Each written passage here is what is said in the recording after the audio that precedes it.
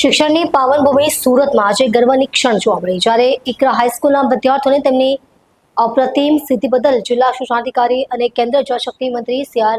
પાટીલ દ્વારા સન્માનિત કરવામાં આવ્યા. આ પ્રસંગે સમગ્ર શાળા પરિવારની આંખોમાં ખુશી જોવા મળી હતી.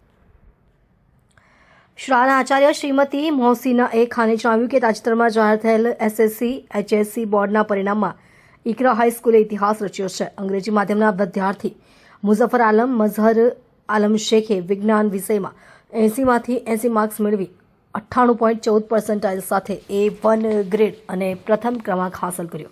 તો હિન્દી માધ્યમની વિદ્યાર્થીની તઝમીન બાનો મોહમ્મદ જાવેદ શેખે આંકડાશાસ્ત્રમાં 100માંથી 100 માર્ક્સ મેળવીને 99.41% સાથે A1 ગ્રેડ અને પ્રથમ ક્રમાંક મેળવી સમગ્ર ગુજરાત અને સુરત શહેરનું નામ રોશન કર્યું.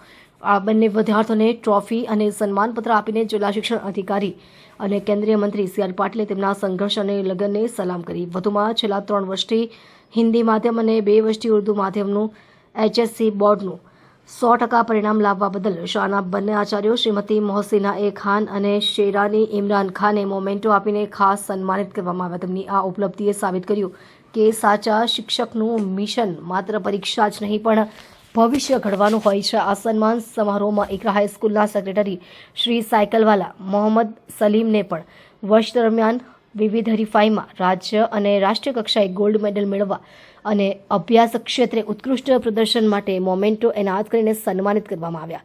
આ સિદ્ધિએ સાબિત કર્યું કે ઇકરા હાઈસ્કૂલ માત્ર અભ્યાસ જ નહીં પણ સહશૈક્ષણિક પ્રવૃત્તિઓમાં પણ અજોડ છે. આ સફળતા શાળાના દરેક શિક્ષક વિદ્યાર્થી અને વાલી માટે અભિમાનની ક્ષણ છે. સમગ્ર શાળા પરિવાર શિક્ષણ જગત અને વાલીઓ તરફથી તમામ સન્માનિત વિદ્યાર્થીઓ આચાર્યો અને સેક્રેટરીને ભાવપૂર્ણ અભિનંદન પાઠવવામાં આવે છે. આ ઐતિહાસિક સિદ્ધિએ સુરત શહેરનું શિક્ષણ ગૌરવ વધુ ઊંચું કર્યું છે.